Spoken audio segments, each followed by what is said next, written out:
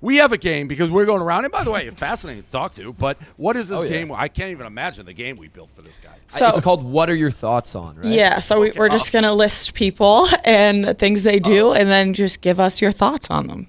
Sure. Kind of like what we've been doing the whole podcast. Pretty much, yeah. Yeah, it's an easy game. All right, so first one. What are your thoughts on The Matrix? We know that. Yeah, we. It was a very interesting movie, and I think that it draws striking similarities between the world we live in today and the world that is portrayed inside of the film.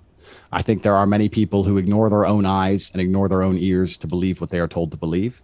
And that is what I call the Matrix. And I think the last few years has proven that more than anything, when people are running around pretending to be scared of something when they've never seen with their own eyes any single damage from the whole fucking. Let's not even start because I know it's a taboo subject online.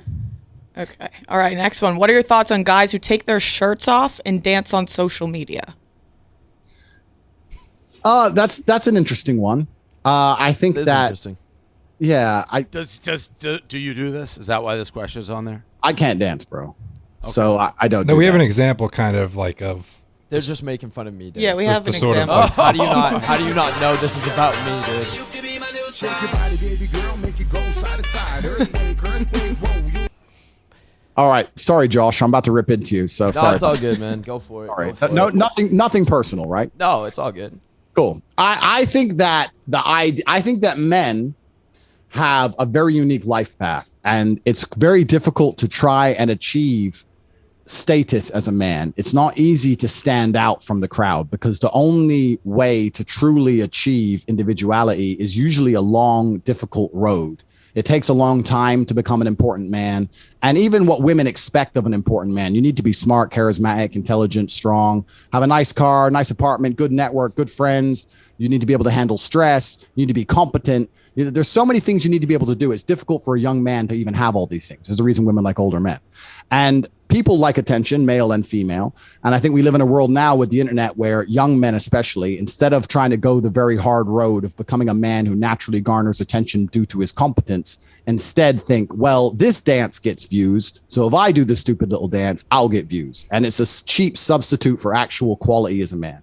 That's what I think it all is. And it's attention seeking, and I understand why they do it. But when you grow up as a man and you grow into a man of status and genuine stature, you're uninterested in doing little dances because you are important simply because you exist. I got to be honest, as much as some people aren't going to like, Andrew, that little speech you gave about a man, that's going to be like, if I was on speed dating, I'd have that speech. Here I am. Like that, just like build a long career, like handle stress, all that. Yeah, perfect. No, that was a good. That's what being a man is, right? Being a man is about taking the trauma which happens to you and internalizing it and using it in a way to build yourself into a stronger, more powerful man. A man who's never had trauma is not a capable man. If you were to find a woman and give her a man who's never had any trauma in his life, she'd hate him. There's nothing about him which is good. You need a man who's had a whole bunch of trauma and lived through it. And that's why becoming a man is so difficult. That's why becoming a man is so hard. And if you're a top tier male, you get attention by default. But if you've not been through that process or you don't want to go through that pain, then you resort to other things. And other things include TikTok dances. Wait, how do you think that you don't go through pain in life still if you do TikTok dances, though? Not that you don't go through pain. I'm saying that if you go through enough pain and you internalize it the right way and you become a high enough status man, that you don't need to be doing TikTok dances to simply get attention. I get attention for talking, right? I don't have to pay anyone to listen. I just talk. My whole life story enough is attention. I'll get in the ring. I've had 87 professional fights. I'll get in the ring and beat the fuck out of somebody if I want people to look at me. I don't have to do little dances. But you could argue that Josh has manipulated a tool or a vehicle to get great stats. I like Josh. No, I know, but I'm not. I like you. It's not Thank you, man. I'm just answering the question. No, I know. No. It's not even I personal agree about with Josh. Yeah, I mean, like, I don't disagree with what you had to say. I think that, like, when you are growing into being a man, it is that trauma that builds you into the man you're going to become, because you're going to be the person that's like, when you're in a household, I believe a lot of the time, or like how I look at it is like, even with my friend groups with girls, it's like, I want to be the person that's going to, like, you can cry on my shoulder, you can cry on my shoulder, Correct. you can cry on my shoulder. Correct.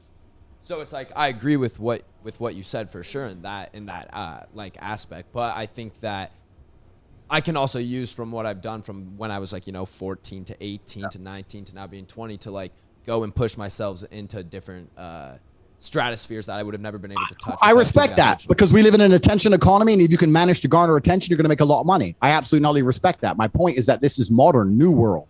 In my world, and I'm only 35 years old. When I was 17, you didn't go on the internet and do TikTok dances. If you wanted to matter, you needed to have money, you needed to be strong, you needed to be intelligent, you needed to have important friends. You had to become a man. And what I'm saying is that in the world we live in today, the internet has allowed certain people to skip an entire process of manhood. Now you have Twitch streamers who are 19 years old, fat, drinking fucking soya milk, who have millions and millions of people paying attention to them, and they're rich now. So they're statistically successful, but they are not men, and they will never become men. Because to be a man, you must suffer. You must suffer and you must survive. And my point is that when these TikTok dances are being done, it's a way to garner attention without having to go through the genuine hardship which is required to garner attention as a genuine male. That's the point. I think you could also argue that boxing is a dance too. It's a bit different than a TikTok dance. But I mean, you are still on display, and Correct. But my life is on the line. Yeah, I was gonna say I usually don't have the threat of my nose being broken when I'm doing a TikTok dance. Yeah, women are so stupid. Forget the nose being broken. I've seen 5 people die.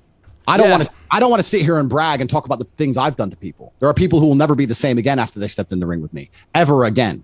I've seen screaming wives crying over their lifeless husband. I've done things you wouldn't believe. When you step in that ring, it's a different level. It's not a TikTok dance. It's actually extremely disrespectful. I know you didn't mean to disrespect, but it's extremely disrespectful to even insinuate that. It's not a TikTok dance. It's life and death. It's gladiators. It's a completely different realm. Facts. I mean, I've seen people's lives change after seeing my TikToks. Totally different reason.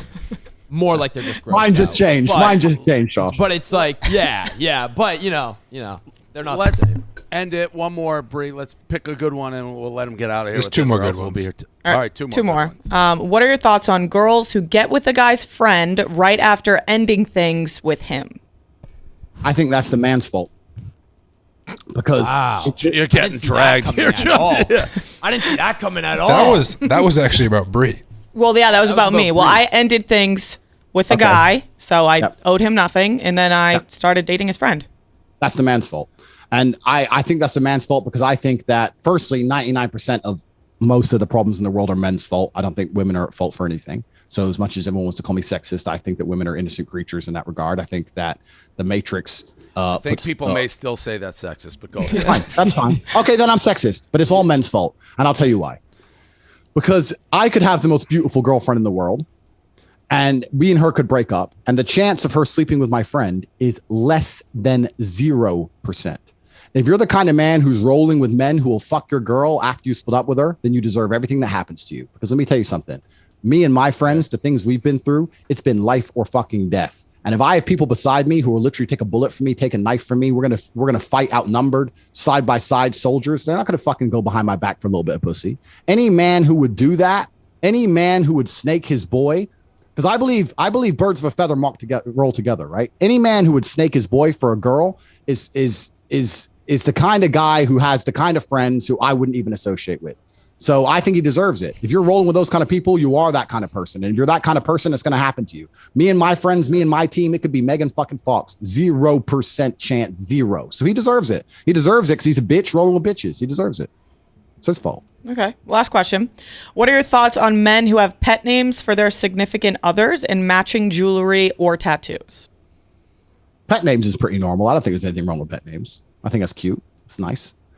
Matching tattoos. I mean, again, it's like that was directed at me. Yeah, it was all three of us. So okay. Yeah. Matching tattoos. It depends on the tattoo. I mean, like whatever.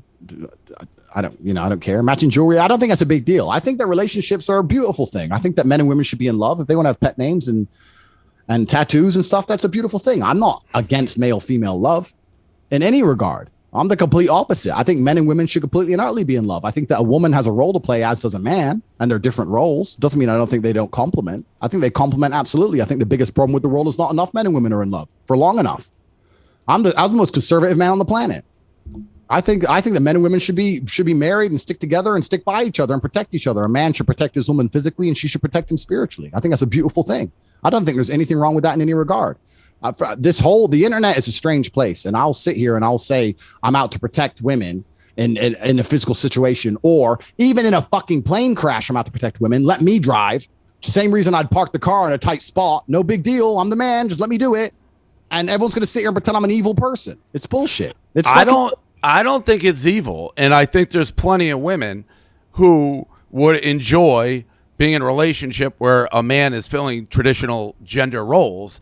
But there are also plenty of women who view themselves as every bit the equal of a man and don't want that. And those, so I understand. And those are the exact kind of women I would never, ever give my time of day to. Any woman is going to sit there and think it's more important to argue with me about how she is as capable as a man, everything, blah, blah, blah, as opposed to just letting me pay the bill and be pleasant. Is not the kind of woman I want to fucking talk to because it's uninteresting. And it's a Western phenomenon. It truly is a Western phenomenon. I've been to 72 countries. I've lived in 13, right? I've been all around the world. I grew up in America and England. 72? 72. Did you just make up that number or do you actually know 72? 72 countries. I was 4-time world champion for like 13 years. I'm sure you traveled the world. I guess that's a lot of traveling. But a lot of traveling. I don't know how many states I've been to off the top of my head. Cool. Well, let me tell you, this is a Western phenomenon. And it's truly and utterly Western. If you were to go on a date in America, you'd have a girl sitting there trying to tell you she's your equal. If you were to go on a date in Moscow, you'd have a girl sitting there going, my man needs to take care of me. I want him to take care of me. I'll do my job, but he must protect and provide for me. So it's a Western phenomenon, right? It depends where you go. It depends. And this whole idea of this obsession with equality is a truly Western thing. And I don't think it's particularly healthy or important. I don't look at a woman thinking, is she my equal? Is she below me? Is she above me? I don't do that. I sit with a woman and we either enjoy each other's company or we don't. But I know my roles as a man. I believe that as a man, I should pay for the first date. I believe I should open the car door. I believe I should protect for her, provide for her. I believe if she's my woman, she should be able to come to me with her problems and I should fix them. That makes me a sexist and a horrible person. Fine. It doesn't. I agree with everything you just said, but I also think by extension, she can have a higher IQ than me. Okay, so by extension, right? Because this is what happens. You agree with the baseline. Everyone agrees with the foundations of what I say, but when I build on top of it, they try and pretend it's sexist. By extension, if I have authority over her, if I have responsibility over her, I apologize. If I have responsibility, which I have, I'm paying for things, I'm making sure she's safe, I'm driving her, I'm taking out the car, etc. If I have responsibility over her, then I must have a degree of authority. For the same reason, if I have responsibility over, and everyone's going to lose their mind, it's an example, it's only an analogy. If I have responsibility over a child, I have to have some authority. You cannot be responsible for something that doesn't listen to you. You can't be responsible for a dog if it doesn't obey you, or a child if it doesn't obey you, or a woman that doesn't obey you. The super sexist path. It's not sexist to say I'm responsible for her. You just said if you compared a woman to a dog and a baby. Yeah, and I knew that was going to be. That's why I said everyone's going to lose their mind. It's just maybe pick some better ones then if you want the women to listen to you. Then I can't be responsible. Then cool. Let's take a beautiful sports car. It doesn't matter. A house, land, whatever. Whatever I'm responsible for, I have to have a degree of authority over. You can't sit there and say you're responsible for me. But where the disconnect is going is you start with the baseline, but at one point during this conversation, not to go circular, you were saying there's studies that women physically can't be as smart as men. I Google it. It's wildly untrue. The number one fucking IQ was a woman. No, I said I don't believe women are as smart as men is what I said. Well, you threw some studies. And I told you you're entitled, and you'll find women who love that. You guys will be happily ever after. And I also said that men are the most stupid people on the planet. Correct. So let's not soundbite, right? I said that the most extreme intelligence, whether plus or minus, is going to be male. And my point is that cool. Well, if I have a woman and I'm responsible for her, which I want to be because it's my masculine imperative, I need some degree of authority. If I'm responsible for her safety, I need to be able to say, no, you're not walking home alone at night. You're super smart. You're super smart, so you can't do the don't soundbite me when you're like, I don't want this to be a soundbite, but women's like having a dog and a baby in a car. You know what you're saying. That's a soundbite. You can't be like, don't soundbite it. That's a walking soundbite. You can soundbite it. It's fine. I know. You know. No, because there's two kinds of people, right? There's people who will understand that it's simply an analogy and I'm trying to make it a point, and there's people who are going to be offended by the analogy in and of itself. And they're different levels of IQ. The people who actually understand the point I'm trying to make is that when you have responsibility over something, you need a degree of authority. The reason the captain goes down with the ship is because he's responsible for what happens on the ship. If everyone ignores his orders, then he's not expected to go down with the ship. This is the point. Me saying that I'm going to protect and provide for women, and that gives me a degree of authority. If that makes me sexist, so be it. But I'm going to be responsible for my woman. I'm going to do the best I can possibly by her. I'm going to protect her in every possible way, give her the best life I can possibly give her. And by extension, that gives me a degree of authority. Why would I be having all that responsibility for her to sit there and say, I don't fucking listen to you? That doesn't make sense. Well, you get to a point, I would think, where there's mutual respect. So there isn't like the authority. It's a give and take on a healthy relationship. Correct. A healthy relationship has mutual respect. So in a healthy relationship, the man will say X and the woman will say, yeah, I agree with that. Okay, I won't do it. I'm not saying it has to be a command orders. I'm not saying that. I'm saying that if a man's responsible, he should have an authority. And if a woman is responsible, she should have authority. There are relationships in the world today where the woman has to tell the man to stop playing video games, stop smoking weed, get up and go to the gym, stop being a piece of shit. Then she has responsibility over him. She's basically his mother. She has absolute authority in that household. He should obey every word. She should obey every word she says because he's a jackass. So it's not even a sex thing. It's a human dynamics. It's basic human dynamics. But we're talking about me here, me as an individual. I'm not going to have a woman mother me. I don't need it. So I'm going to be in charge. Fascinating interview, Andrew Tate. Thank it. you. Stay safe out there with all the guns and everything else. I listen, love you, hate you. You can talk, that's for sure. You're welcome to visit anytime, friend. Hell yeah. Maybe I'll take you up on that. All right, I'll talk to you Thank you for later. coming on, man. Cheers, bro.